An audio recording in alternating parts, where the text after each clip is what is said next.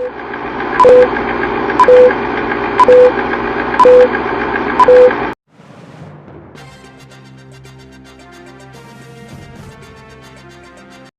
teman-teman milenial, aku mau ngasih tahu nih permasalahan masyarakat dalam konteks pendidikan dari tahun 2020 sampai sekarang. Kenapa sih dari tahun 2020 dan ternyata pada tahun 2020 dunia sedang dilanda wabah penyakit, yaitu coronavirus atau COVID-19. Virus ini pertama kali muncul di Wuhan, China pada Desember 2019. Gejala yang muncul seperti gejala flu, yaitu demam, batuk, lemas, dan sesak nafas. COVID-19 dapat menular dengan mudah melalui batuk atau nafas yang dikeluarkan oleh penderita COVID-19. Penularan COVID-19 sangatlah cepat sehingga Organisasi Kesehatan Dunia atau WHO menetapkan COVID-19 sebagai epidemi global pada 11 Maret 2020.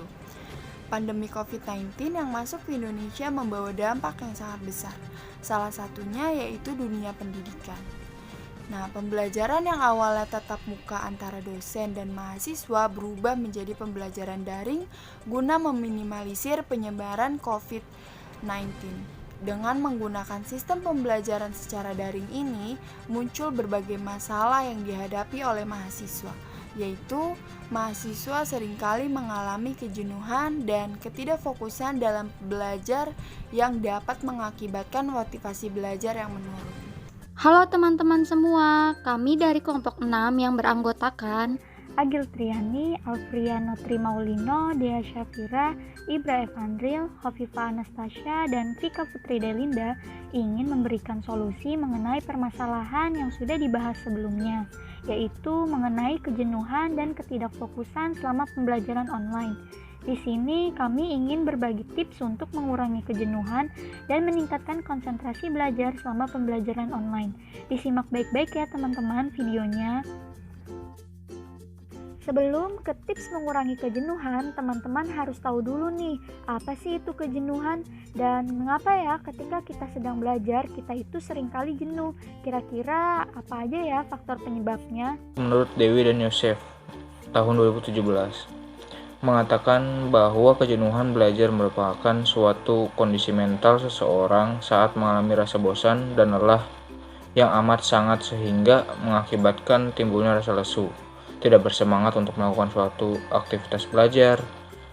Lalu faktor yang menjadi penyebab dalam kejenuhan belajar ini yaitu metode pembelajaran yang digunakan guru tidak disukai oleh peserta didik, media pembelajaran yang kurang mendukung dalam proses pembelajaran, terlalu banyak hafalan, tugas-tugas PR, dan tekanan dari mata pelajaran dari guru lainnya. Serta saat mengajar, guru terlalu monoton kepada peserta didik tanpa adanya relaksasi dalam belajar, sehingga peserta didik cepat merasa bosan dan tidak bersemangat untuk mengikuti kegiatan pembelajaran tersebut. Lalu yang kedua, menurut Vitasari tahun 2013, mengatakan bahwa faktor kejenuhan terbagi menjadi dua bagian, yaitu faktor dari dalam dan faktor dari luar. Kejenuhan berasal dari peserta didik adalah ketika peserta didik bosan dan keletihan. Keletihan yang dialami oleh peserta didik dapat menyebabkan kebosanan dan peserta didik dapat kehilangan motivasi serta malas untuk mengikuti pelajaran yang akan diajarkan. Sedangkan kejenuhan yang berasal dari luar peserta didik adalah ketika peserta didik berada pada situasi kompetitif yang ketat dan menuntut kerja intelek yang berat. Dalam durasi jam belajar yang cukup panjang setiap harinya dan dibarengi dengan mata pelajaran yang cukup banyak dan cukup berat diterima oleh memori peserta didik, dapat menyebabkan proses belajar sampai batas kemampuan peserta didik.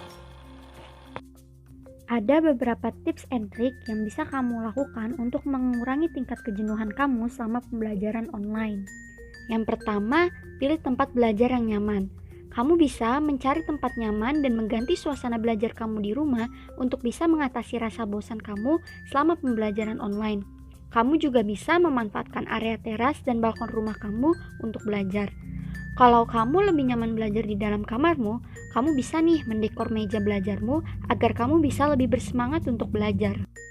Kedua, menggunakan metode gaya belajar yang disukai. Kamu bisa menggunakan metode belajar seperti melihat rekaman video, membaca buku, dan juga mendengarkan rekaman suara. Kamu bisa mencatat kembali materi kuliah dengan melibatkan visual baik dengan gambar, gerakan, ataupun suara. Nah, metode-metode ini dapat membuat kamu lebih mudah memahami materi dan juga terhindar dari rasa bosan loh. 3. Mengatur waktu sebaik mungkin. Kamu harus bisa mengatur jadwal sebaik mungkin dan jangan sampai terus-menerus dikejar deadline. Karena hal tersebut malah akan merusak mood dan pasti memicu timbulnya rasa malas untuk belajar.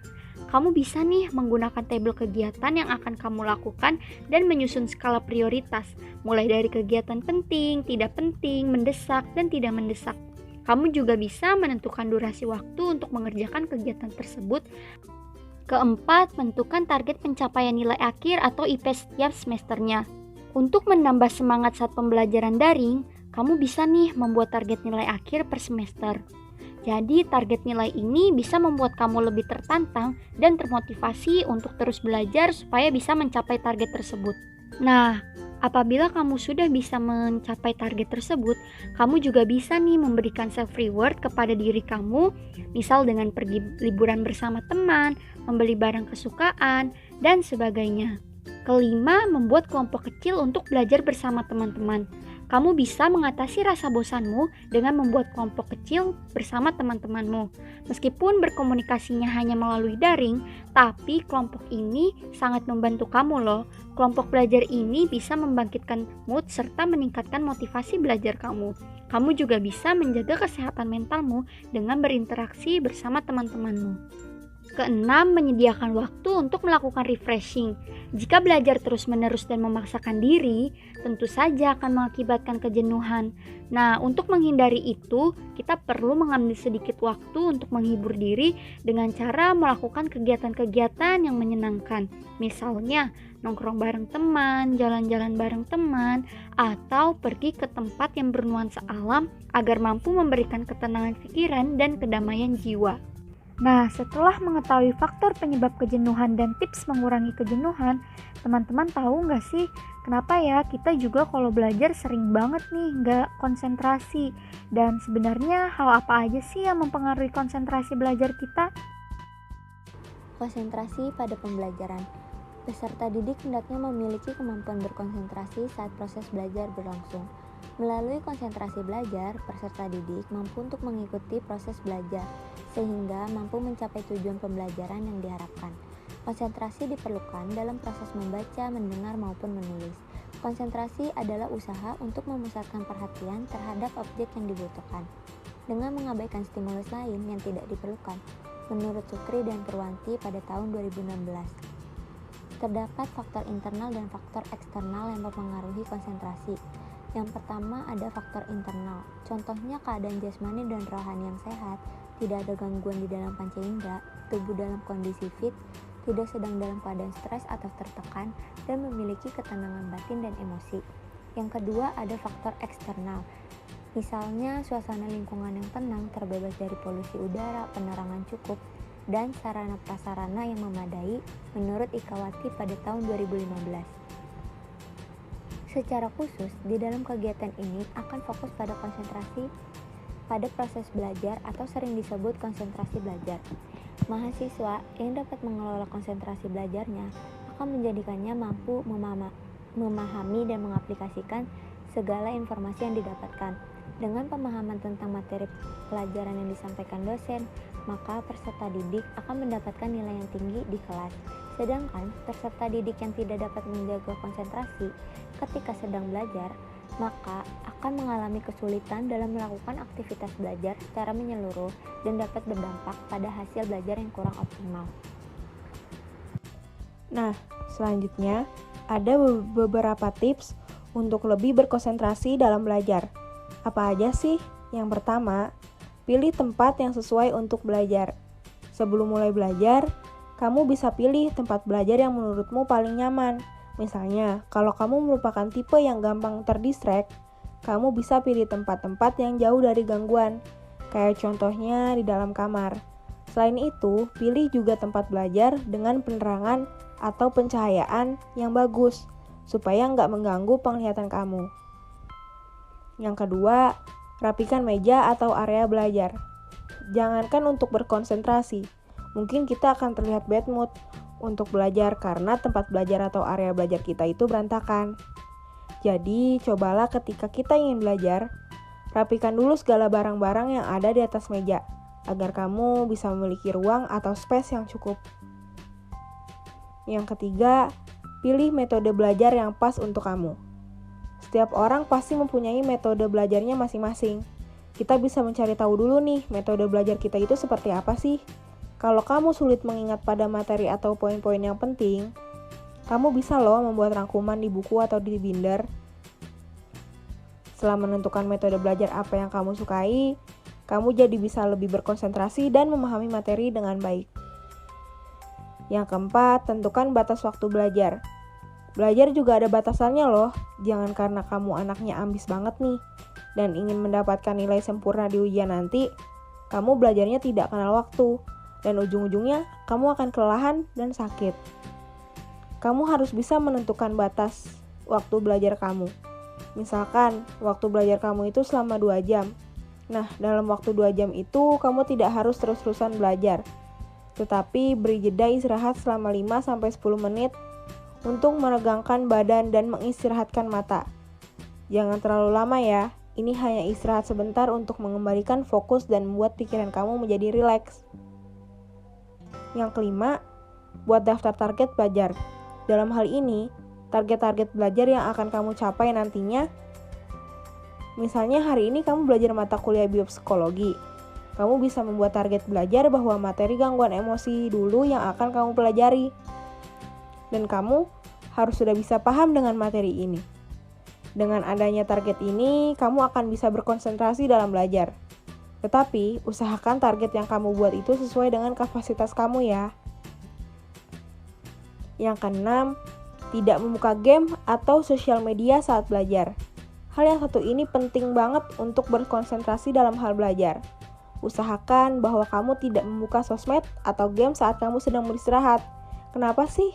Karena ketika kamu sudah membuka HP kamu akan terus-menerus asik bermain HP dan melupakan materi yang akan kamu pelajari. Jadi, ketika kamu ingin belajar, matikan notif dari HP kamu supaya kamu bisa lebih fokus. Yang terakhir, istirahat dan makan yang cukup. Tips yang terakhir ini adalah istirahat dan makan yang cukup. Dengan beristirahat yang cukup, otak dan tubuh kamu jadi jauh lebih fresh untuk belajar. Otomatis, kamu lebih mudah untuk berkonsentrasi selama belajar. Selain itu, kamu juga harus makan yang cukup. Diusahakan sebelum belajar, kamu makan terlebih dahulu. Supaya saat waktunya belajar nanti, kamu gak kelaparan yang akhirnya mengganggu konsentrasi kamu. Istirahat dan makan yang cukup juga membuat kesehatanmu terjaga loh. Apalagi jika momennya ingin ujian seperti sekarang ini. Nah teman-teman, selain tips mengurangi kejenuhan dan meningkatkan konsentrasi belajar, kami juga punya strategi meningkatkan motivasi belajar selama pembelajaran online loh. Strategi motivasi selama pembelajaran online. Yang pertama, mengerjakan tugas-tugas perkuliahan tepat waktu. Lalu yang kedua, berkunjung ke rumah teman untuk menyelesaikan tugas-tugasnya. Yang ketiga, memperbaiki tugas-tugasnya sampai benar-benar sempurna. Yang keempat, memiliki tanggung jawab terhadap keberhasilan dalam belajar. Lalu yang kelima, tetap belajar di kelas seperti membaca buku, diskusi, meskipun dosen tidak ada di kelas. Lalu yang keenam, selalu sibuk melakukan apa saja yang dapat mengembangkan pengetahuan dan keterampilan. Lalu yang ketujuh, mempunyai interaksi sosial yang harmonis terhadap mahasiswa lainnya. Yang kedelapan, memiliki interaksi yang harmonis dengan dosen-dosen. Lalu yang terakhir, yang kesembilan, berani mengungkapkan pendapatnya di ruangan kelas. Nah, itu dia strategi motivasi selama pembelajaran online. Semoga ini dapat bermanfaat untuk kita-kita semua. Nah, itu dia tips dari kita untuk mengurangi kejenuhan dan meningkatkan konsentrasi belajar serta meningkatkan motivasi belajar selama pembelajaran online. Semoga tips ini dapat bermanfaat bagi teman-teman semua dan bisa teman-teman terapkan ya. Sekian dari kami, terima kasih teman-teman. Sampai jumpa di konten kami lainnya.